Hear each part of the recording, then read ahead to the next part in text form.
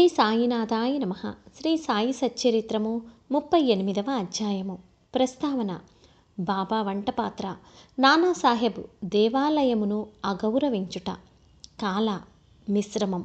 ఒక గిన్నెడు మజ్జిగ.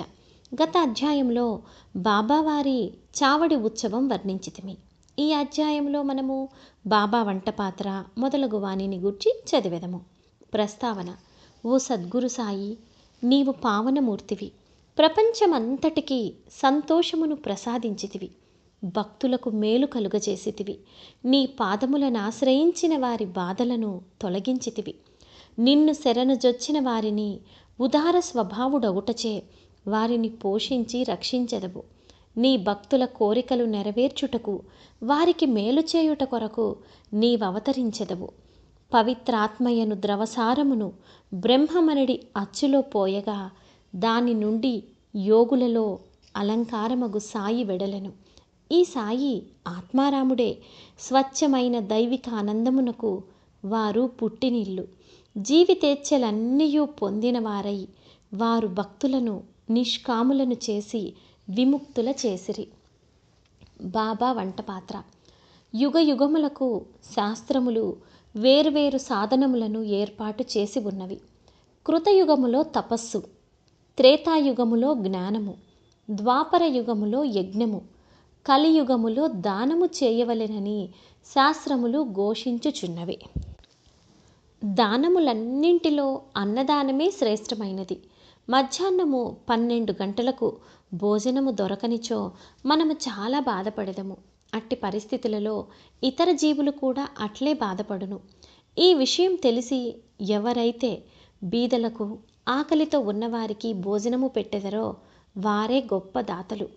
తైత్తరీయ ఉపనిషత్తు ఇట్లు చెప్పుచున్నది: ఆహారమే పరబ్రహ్మ స్వరూపము. ఆహారము నుండియే సమస్త జీవులు ఉద్భవించినవి. చచ్చిన పిమ్మట అవి తిరిగి ఆహారములో ప్రవేశించును. మిట్ట మధ్యాహ్నము మన ఇంటికి ఎవరైనా అతిథి వచ్చినచో వారిని ఆహ్వానించి భోజనము పెట్టుట మన విధి. ఇతర దానములు అనగా ధనము, బట్టలు మొదలైనవి ఇచ్చినప్పుడు కొంత విచక్షణ కావలెను. కానీ ఆహార విషయంలో అట్టి ఆలోచన అనవసరము. మన ఇంటికి మిట్ట మధ్యాహ్నం ఎవరు వచ్చినను వారికి మొట్టమొదట భోజనం పెట్టవలెను. కుంటి, గ్రుడ్డి, రోగిష్ఠులు వచ్చినచో వారికి మొట్టమొదట భోజనము పెట్టిన పిమ్మట ఆరోగ్యవంతులకు, అటు పిమ్మట మన బంధువులకు పెట్టవలెను. మన బంధువులు మొదలగు వారికి పెట్టుట కంటే నిస్సహాయులైన అంగవికలురు తదితరులకు పెట్టుట ఎంతో శ్రేయస్కరం. అన్నదానము లేకున్నచో ఇతర దానములు ప్రకాశించవు.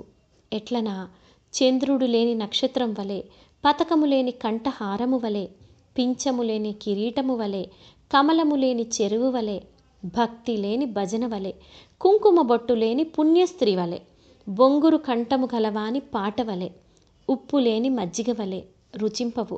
అన్ని వ్యంజనముల కంటే పప్పుచారు ఎట్లు ఎక్కువో అట్లే అన్ని పుణ్యములలో అన్నదానం ఎక్కువ. బాబా ఆహారమును ఎట్లు తయారు చేసి పంచిపెట్టేవారో చూసెదము. బాబా కొరకు చాలా తక్కువ భోజనం కావలసి ఉండెను. అదియు కొన్ని ఇండ్ల నుండి భిక్షాటనం చేసి తెచ్చుకొనేడి వారని ఇదివరకే తెలుసుకుంటుమి. ఏనాడైనా అందరికీ భోజనం పెట్టవలెనని బాబా నిశ్చయించుకొన్నచో మొదటి నుండి చివరి వరకు కావలసిన ఏర్పాట్లన్నీ వారే స్వయంగా చేసుకునేవారు. ఈ విషయమై వారు ఇతరులపై ఆధారపడలేదు. ఎవరికి బాధ కలుగజేయలేదు. మొట్టమొదట బజారుకు వెళ్ళి ధాన్యము, పిండి, మసాలా దినుసులు మొదలగునవి అన్నీ నగదునిచ్చి కొనేవారు. వారే విసురుచుండేవారు.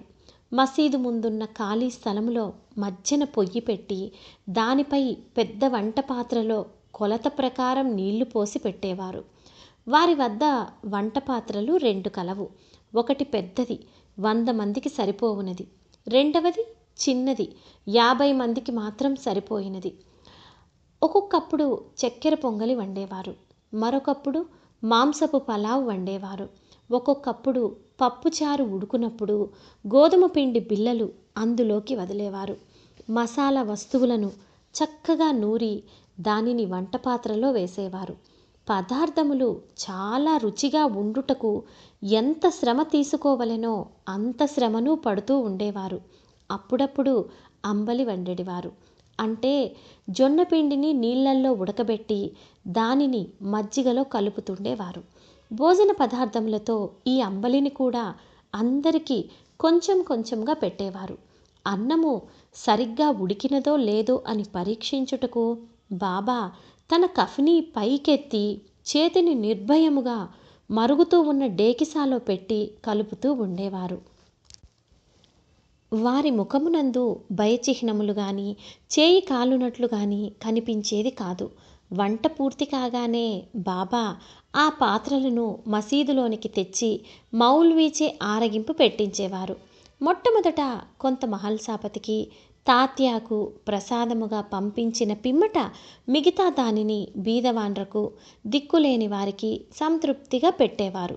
బాబా స్వయముగా తన చేతులతో తయారు చేసి స్వయముగా వడ్డించగా భోజనము చేసిన వారు నిజముగా ఎంతో పుణ్యాత్ములు, అదృష్టవంతులై ఉండవలెను. బాబా తన భక్తులందరికీ శాకాహారము మాంసాహారము ఒకే రీతిగా పెట్టుచుండినా అని ఎవరికైనా సందేహం కలుగవచ్చును. దీని జవాబు సులభము, సామాన్యమైనది. ఎవరు మాంసాహారులో అట్టివారికే ఆ వంట పాత్రలోనిది పెట్టేవారు. మాంసాహారులు కాని వారి నా పాత్రను కూడా ముట్టనీయలేదు. వారి మనసులలో దీనిని తినుటకు కోరిక కూడా కలుగనిచ్చేవారు కారు. గురువుగారు ఏదైనా ఇచ్చినప్పుడు దానిని తినవచ్చునా లేదా అని యోచించు శిష్యుడు నరకానికి పోవునని రూఢి కలదు. దీనిని శిష్యులు బాగా గ్రహించి నెరవేరుస్తూ ఉండిరో లేదో చూచుటకు బాబా ఒక్కొక్కప్పుడు పరీక్షించుతూ ఉండేవారు.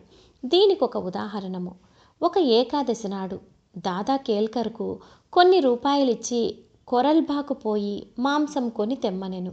ఇతడు సనాతనాచార పరాయణుడగు బ్రాహ్మణుడు, ఆచారవంతుడు. సద్గురువుకు ధనము, ధాన్యము, వస్త్రములు మొదలగునవి ఇచ్చుట చాలదని కావలసినది అక్షరాల గురువు ఆజ్ఞ పాటించుటయే అని, గురువు ఆజ్ఞానుసారము నెరవేర్చుటయే అని, ఇది ఏ నిజమైన దక్షిణ అని, దీనివల్లనే గురువు సంతుష్టి చెందెదరని అతనికి తెలియను. కనుక దాదా కేల్కర్ దుస్తులు ధరించి బజారుకు బయలుదేరాను. కానీ బాబా అతనిని వెంటనే పిలిచి తానే స్వయముగా పోవలదని ఇంకెవరినైనా పంపమనెను. అతడు పాండు అను నౌకర్ను పంపెను. వాడు బయలుదేరుట చూచి బాబా వానిని కూడా వెనక్కి పిలిపించి ఆనాడు మాంసం వండుట మానుకొనిరి. ఇంకొకసారి బాబా దాదా కేల్కర్ను పిలిచి పొయ్యి మీద ఉన్న పలావు ఉడికినదో లేదో చూడమనెను. కేల్కర్ దానిని పరీక్షించకయే సరిగ్గా ఉన్నదని జవాబిచ్చెను. అప్పుడు బాబా, నీవు కండ్లతో దానిని చూడలేదు, నాలుకతో రుచి చూడలేదు, రుచిగా ఉన్నదని ఎట్లు చెప్పితివి? మూత తీసి చూడుము అంటూ బాబా అతని చేతిని పట్టుకొని మరుగుతూ ఉన్న డేకిసాలో పెట్టెను.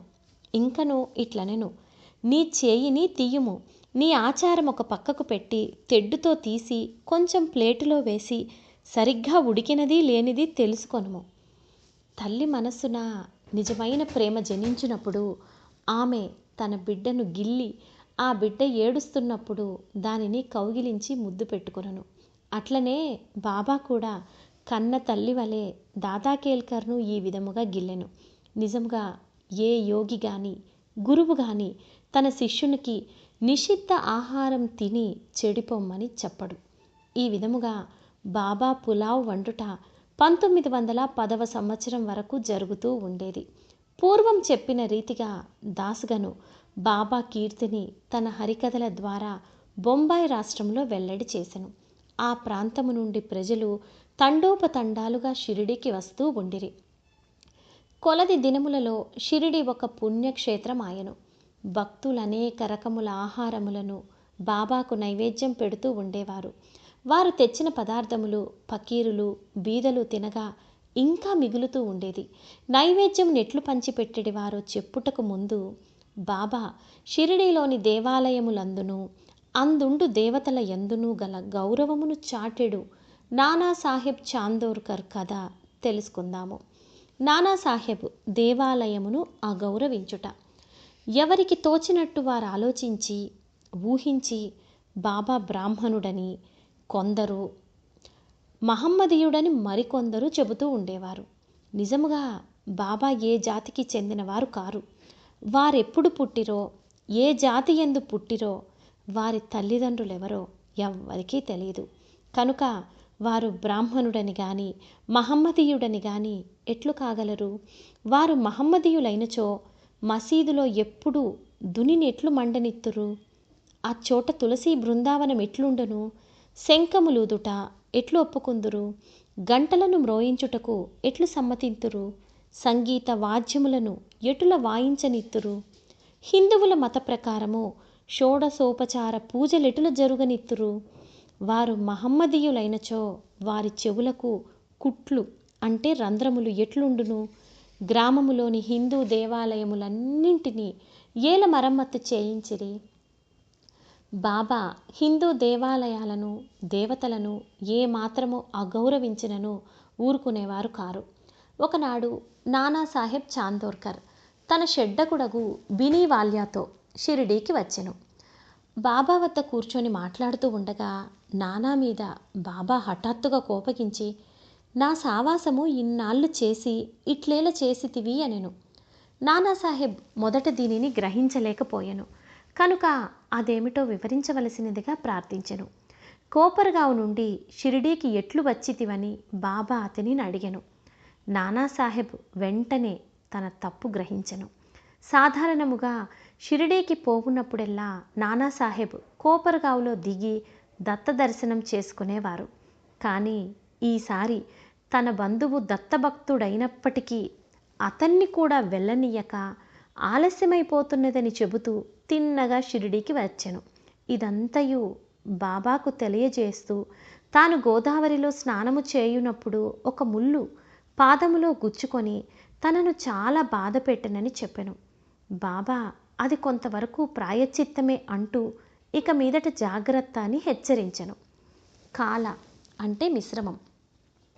ఇక నైవేద్యం ఎటుల పంచిపెట్టేవారో చూసెదము. హారతి పిమ్మట భక్తులందరికీ ఊదితో తమ ఆశీర్వాదములు ఇచ్చి పంపివేసిన పిమ్మట బాబా మసీదులోకి పోయి నింబారు వైపు వీపు పెట్టి కూర్చుండేవారు. కుడివైపు ఎడమవైపు భక్తులు పంక్తులలో కూర్చునేవారు. నైవేద్యం తెచ్చిన భక్తులు పల్లెములను మసీదులో పెట్టి బాబా ఆశీర్వాదములకై ఊదికై కనిపెట్టుకొని బయట నించుండేవారు. అన్ని రకముల ప్రసాదములు బాబాకు వస్తూ ఉండేవి. పూరీలు, మండెగలు, బొబ్బట్లు, బాసుంది, సాంజ, పరమాన్నము మొదలగునవన్నీ ఒకే పాత్రలో వేసి బాబా ముందుంచేవారు. బాబా దీనిని దైవానికి అర్పించి పావనమునర్చుతూ ఉండెను. అందులో కొంత భాగము బయట కనిపెట్టుకొని ఉన్నవారికి పంచి తక్కినది బాబాకు అటు ఇటు 2 వరుసలలో కూర్చున్న భక్తులు సంతృప్తిగా తినేవారు. శ్యామ, నానాసాహెబ్ నిమోన్కర్ వడ్డించువారు. వచ్చిన వారి సౌకర్యములను వీరు చూస్తూ ఉండేవారు.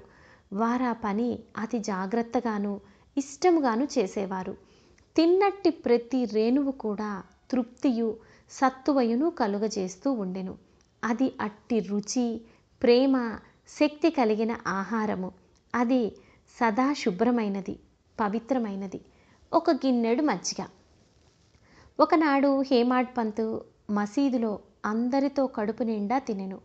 అట్టి సమయమున బాబా అతనికి ఒక గిన్నెడు మజ్జిగ తాగమని ఇచ్చెను. అది తెల్లగా చూడ్డానికి ఇంపుగా ఉండెను. కానీ అతని కడుపులో ఖాళీ లేనట్లు ఉండెను. కొంచెం పీల్చగా అది మిక్కిలి రుచిగా ఉండెను.